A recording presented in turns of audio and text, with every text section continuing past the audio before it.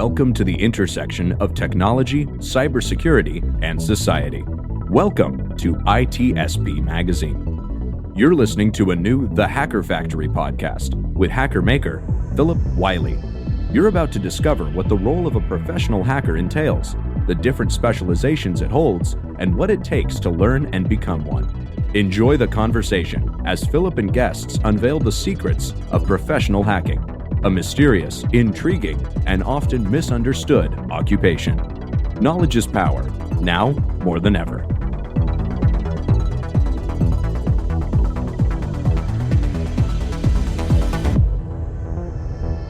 Hello and welcome to another episode of the Hacker Factory podcast. I'm your host, Phillip Wylie, the Hacker Maker. In each episode, I have a guest sharing their story and advice on getting into cybersecurity. And today I'm excited to have on the show Andrew Hoffritz. Thanks for joining, Andrew. Absolutely. It's a pleasure to be on the show. Thank you for having me. Yeah, just trying to think back to how long we've known each other. Since like 2017 or so? Yeah, it was when we both first started out at WGU. I was a complete newbie back then. So, but yeah, it's been about 5 years now. So it's been a good bit. Yeah, time flies. It's kind of funny to look back because I think we were at that time both looking at were you also looking at the software development degree as well? I wanted to get into programming, but obviously my course has shifted now since since I'm in cybersecurity. Mm-hmm. Yeah, it's kind of interesting. I was going to do, because I was working in cybersecurity, I wanted to learn how to code. So I thought if I was going to get a degree, get one in software development. And then as I kind of got into that, I switched to cybersecurity because I thought really my main goal for going back to school was to get a 4-year degree. So I kind of switched to that, wanting to be able to get through it a little quicker, and then started teaching. And so I kind of never completed it myself. So it's go ahead. Yeah. Yeah. Sorry. Oh yeah. Sorry about that. Yeah. So the reason why I wanted to get into coding, because I had actually gotten my first, I guess you could call it my first technical job. I got a job as a SEO specialist. So it wasn't really technical, I guess. It was more on the marketing side, but because I graduated with a marketing degree from Georgia State University, and I kind of wanted to get into more of like the technical side of stuff. So I figured, an SEO specialist was a good place to start, because obviously you deal with, you have front end and back end SEO and stuff like that. And I figured, with a software development degree, that could kind of pursue my path to become a web developer and, kind of go from there as far as like developing applications and stuff like that. But, I started getting into it, and the company I was working for at the time, I ended up doing very minimal SEO stuff and actually more systems administration stuff at the end of the day. So my duties kind of shifted from working on websites to actually working on databases. Oh, very cool. So yeah, before we get too far into the show, I guess I should back up and have you to introduce yourself and kind of share how you got started. Yep. So I'm Andrew Hoffritz. I've been in cybersecurity for about 5 to 6 years now, if you include my system administration experience as well. So I guess, sorry to skip ahead a little bit there, but piggybacking back to where I started my first position as an SEO specialist, I got the role to work on websites and, help the company at the time with marketing techniques and stuff like that. And I ended up transitioning into a systems administration role where I started dealing with SQL databases and doing, password resets, a lot of like help desk support. And obviously my head was spinning because I didn't really know what I was doing at the time. So I had to use Google for a lot of things. And the system administrator at the time, he trained me a little bit before he left, but it wasn't enough training to wrap my head around what I was getting into. But I quickly identified what needed to be done, and learned what I needed to learn, and I became very successful at the job. And from there, I kind of realized that I wanted to move more into a technical role. So I got my second job as a systems administrator at a small real estate company, where I did anything from server admin, firewall admin, help desk support. I was pretty much a one-man show for one office that was hosted in Alpharetta. So we had, with it being real estate, we not only had an endpoint or workstations, we also had BYODs and stuff we had to deal with as well. So it was a good amount of devices to have to keep track of. So that kind of where that job is where my aspirations kind of delve into me wanting to get into security, because I implemented a lot of security policies and stuff like that at that position. And I don't know, just the knack for cybersecurity just really intrigued me. And from there, I worked at that real estate firm for about 2.5 years, and I found a position at my current company for just a low level level 1 security analyst is what we can call it. So I did basic log review, reports, basically the first level of support any security analyst will do. And then, I quickly moved my way up to, like a level 2 security analyst.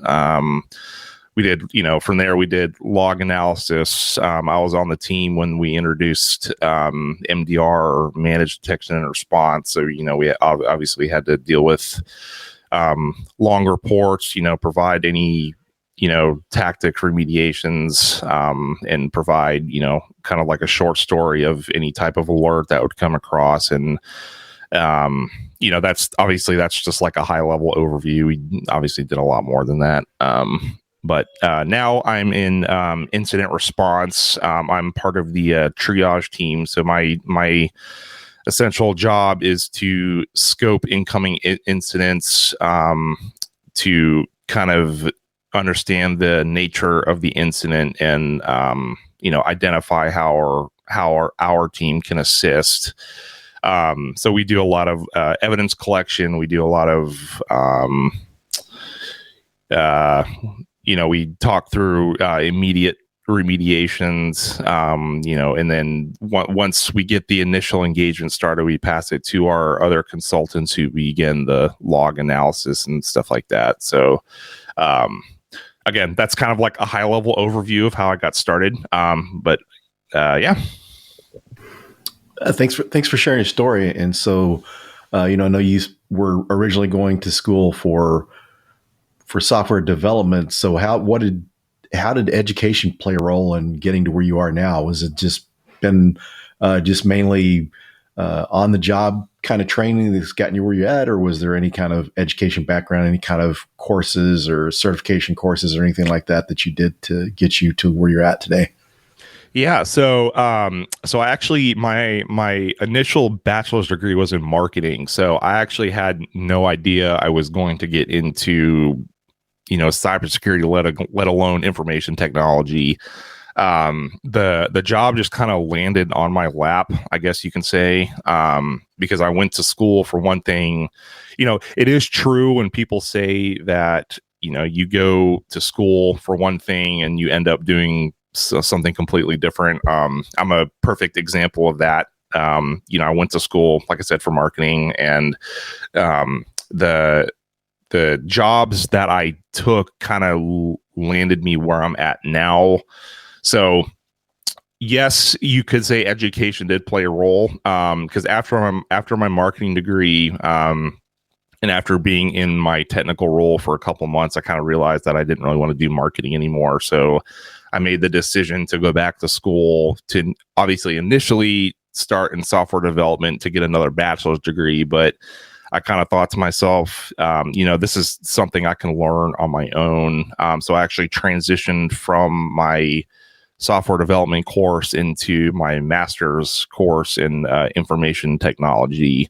So, because I kind of figured I already had a bachelor's degree, I didn't really see a point in spending more money to go back to get another degree for something I can learn, that I can self-study and learn on my own. So obviously I kind of felt like a master's degree would be a little bit more important than another bachelor's degree. And then after that, as far as certifications goes, I have a handful of certifications. I have 2 from the famous SANS. I have the GCFA and GBFA. I have from CompTIA. I have Linux Plus. From I can't remember the name of the other one. It's e-learning. I think they got bought out by someone. I don't remember the exact name of it. But I have the EJPT. I think it's like the Certified Digital Forensics Professional, and then the Web Application Testing one, and then the Incident Response Planning one, I think it's called. But no, I do have a couple. I definitely think certifications are important because it's not really supposed to prove. Actually, let me rephrase that. It is. Excuse me.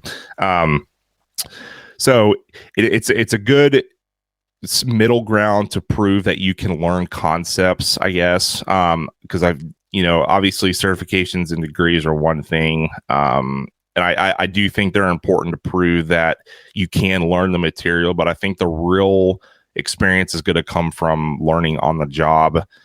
Because, stuff that you learn in your certifications, you might not be able to apply to your everyday job. So, in my opinion, having the background of learning different things is great, but I think it's ultimately going to come down to what you're learning on the job where you'll be most successful. Very cool. Since we kind of mentioned, we're talking about education. What is your view on certifications? Do you think they're required to get started in cybersecurity? I don't think they're required, but it definitely shows, I think it definitely shows that you can grasp the knowledge that, that you can learn new stuff. Like I said, it's like we talked about in my podcast, there's a difference between people who self-study or who's really motivated to go get certifications. I do know there is that big HR block, when people looking at resumes and stuff, like you have to have, that's sort of like a checklist that you have to have. So I do think it is important to have 1 or 2 just to prove that you can grasp the knowledge. But as far as, certifications goes, a lot of that can be done on self-study, or you can, obviously take training courses. All the training courses I've done, my company's paid for. So you don't have to break the bank on that. Obviously it's something you can apply to your daily job. And then kind of on the same subject, what do you think about degrees? Do you think degrees are required to get your foot in the door? So yes and no. So for me, I wish I would have gone back through my bachelor's degree for something else, for like computer science or something. So as far as getting a degree itself, I do think it's important to at least get an associate's degree, and that's something I'm going to pass down to my kids as well. Whether if I'll support anything they want to do, but as far as like getting that initial degree, I think it's important to either get a socials degree or go to trade school, or whatever they want to do. I'll 100% support obviously what they want to do. But I think it's important for that initial footstep, just to kind of, get that initial 2-year degree, just so you have some type of credentials, that you can show to people that you have went to school for something. Yeah, that's good advice. Because I think one of the things we look at too is, I think the big 4 consulting firms several years ago dropped their requirement for 4-year degrees. And I'm not really sure if they dropped the requirement for degrees altogether. But one of the things that's kind of driven that is the fact that the shortage of IT people and security people, that they need those people, and trying to find people that check all the boxes can be kind of difficult. And so one of the things I kind of see and think, if someone's, wanting to get in the industry, especially, you're new in the industry, I think it's a good idea to have some sort of degree, because one day, if they ever catch up where there's enough people and they start getting more picky, I think they're going to require you to have more things like certifications and degrees. Yep. No, 100% agree. And especially if you do want to get into management, I know that obviously that's going to require an extensive background, for, Masters of Science, MBA, because obviously at that point, it's more than just technical. At that point, you have to make business decisions and stuff like that as well. Initially starting out, I think for right now, just an associate's degree is plenty, from my standpoint anyway. Okay, thanks for sharing your thoughts on that one. Another thing that comes up a lot of questions that I hear of and get a lot too is, do you need to know how to code to get into security? Yeah. So, I'm going to say no. So you don't need to know. I mean, yes, it is extremely helpful, and it can definitely, exceed your job timeline tremendously. But in my current job, I really don't need to know that much coding. It does help to know, very level basics. And, obviously, if you're referring to coding, we're talking about, like HTML, Python, stuff like that. But as far as like coding from like a operating system standpoint, like Linux, we use Linux and AWS all the time, and I have to know very low level scripting knowledge to execute some commands, but obviously that's the big thing that's going to differentiate actually learning how to code Python, JavaScript versus like the actual operating system, command line stuff, PowerShell, Linux, and stuff like that. So, sorry to go back to your question. As far as like the second, I don't really know how to describe it. It's like you can have like a secondary coding as far as like Python. Having that extended coding knowledge is helpful, but having basic level coding skills like Linux and PowerShell and stuff like that is important, but it's not necessarily required. So yeah, I like that. I like that response. It's just kind of interesting, because one of the things I like to discuss that and share with people is there's too many cases I've seen people that want to be pen testers, and they're saying, they'll say to themselves or say, yeah, I'm going to learn Python first. And once I learn Python, then I'm going to do this. And sometimes people get too bogged down on prerequisites that they really prevent themselves to getting on the path to that original goal. So I really like to make sure to share to people that while these things are good and maybe, being able to code once you're kind of into the field, keep that as a goal to work on, but don't let that prevent you from starting.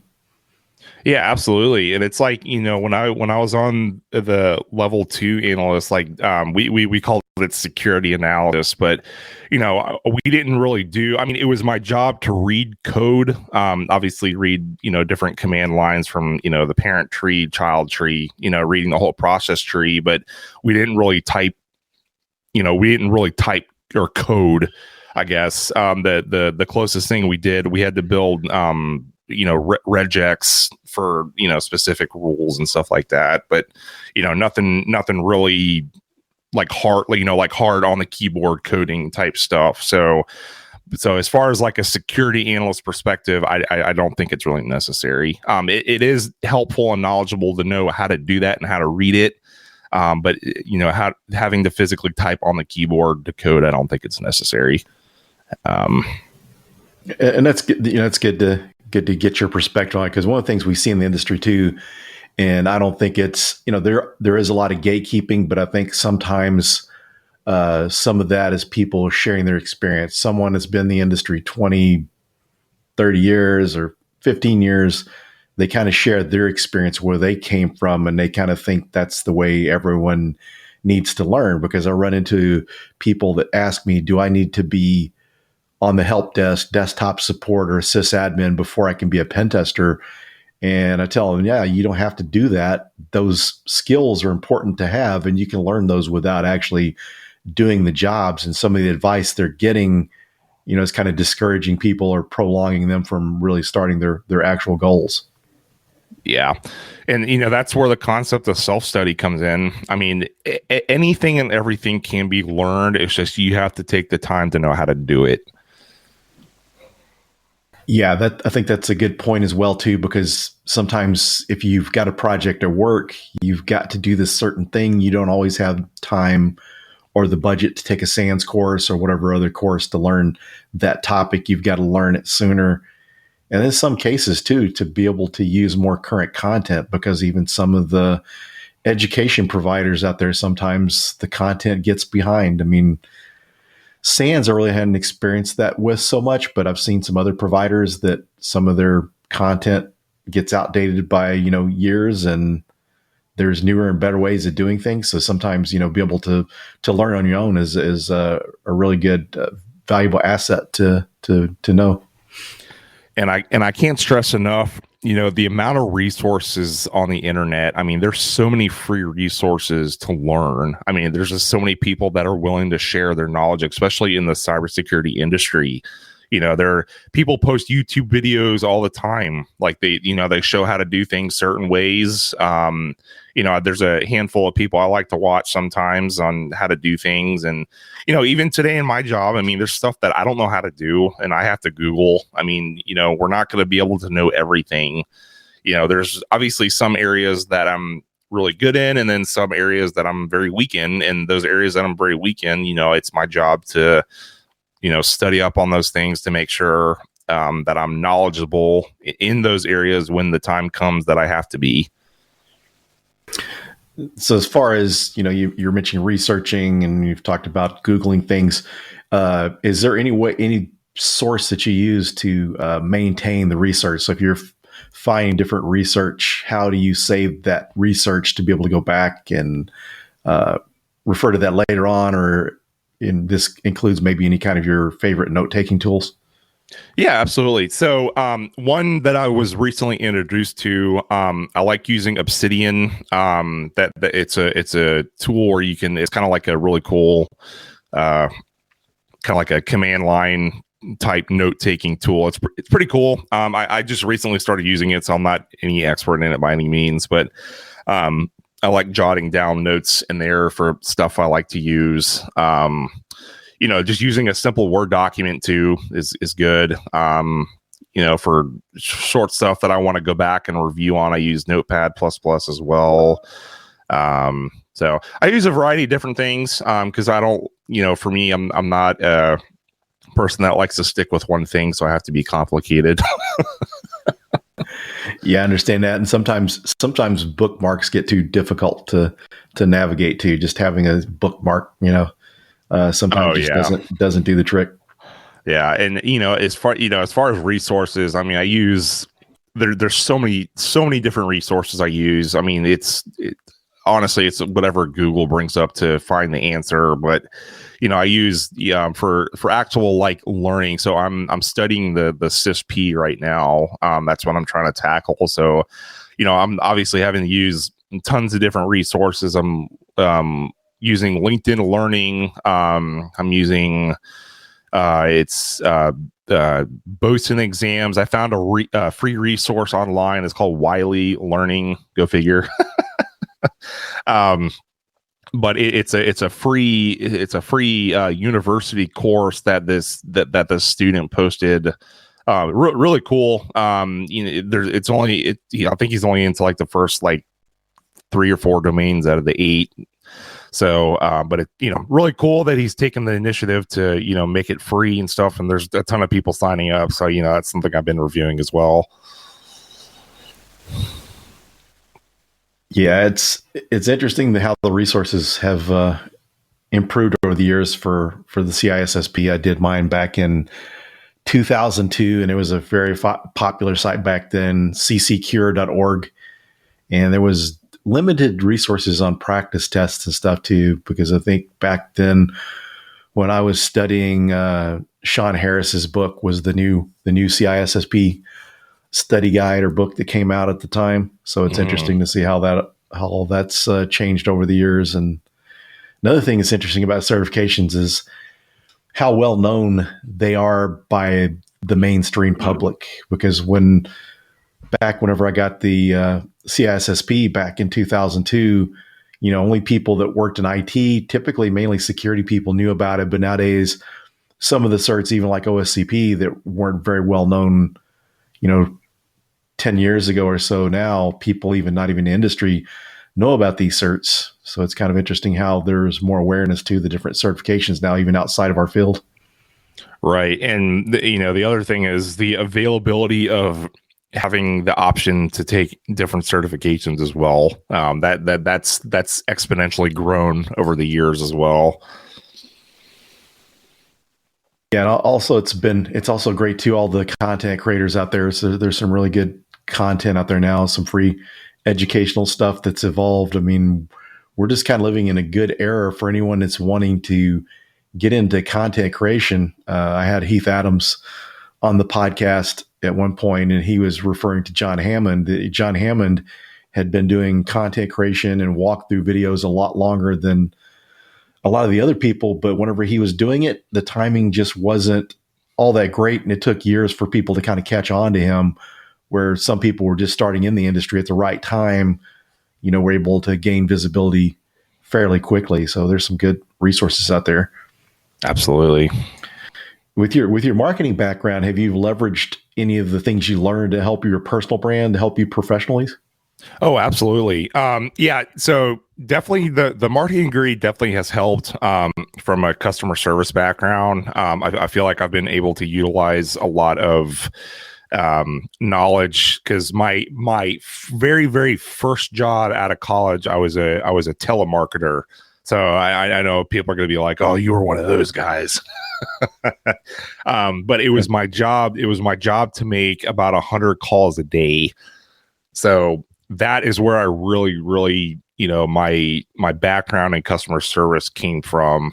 Because obviously I dealt with a lot of people who were very annoyed to hear from me, and then also dealt with people who were very intrigued to hear from me. So it was really never in the middle. It was either one or the other. But as far as like a experience background today, it definitely helps me with with my day-to-day job currently. I speak with people on a daily basis. It's my job to understand what's going on, relate the activity and put it in a simple format for very technical and non-technical people to understand. So I feel like that's helped me a lot as well. And going beyond my day-to-day job, I actually started my own podcast series probably about a month ago now. And I've been able to leverage my customer service skills by just being able to talk and being able to relate to people's experiences and stuff like that as well. Well, we're down towards the end of the show, and is there anything you would like to share before we end the podcast? Yeah, absolutely.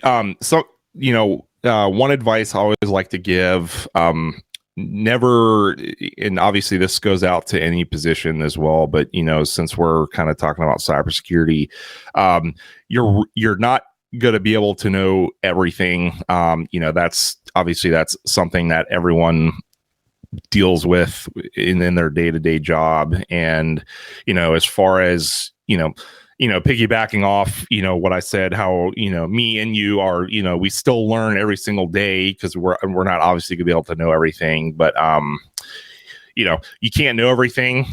So it's just to I guess help someone that's struggling, or whatever they're trying to break into cybersecurity. just learn what you're good at, I guess. Like, so figure out what your strong point is and kind of learn off of that, because that's one thing I dealt with, because I wanted to learn everything. I wanted to, be able to do everything, but it's just not feasible. That's why there's so many different pathways in cybersecurity. You leverage the one you're good at and you take it. That's great advice, because there's so many things to learn in cybersecurity, and one of the ways to look at how hard it is to keep up with learning is you look at how technology evolves. There's something totally new coming out every so many years, and then what we do have is constantly advancing and improving. So definitely great advice on constantly learning and then finding what you're good at, because it's hard to be good at everything. Mm-hmm. Well, I appreciate you taking the time to join the podcast, and I will be sharing with our listeners your social media accounts so they can reach out to you. I appreciate it. Thank you. And thank you for having me. It was a pleasure to be on this podcast.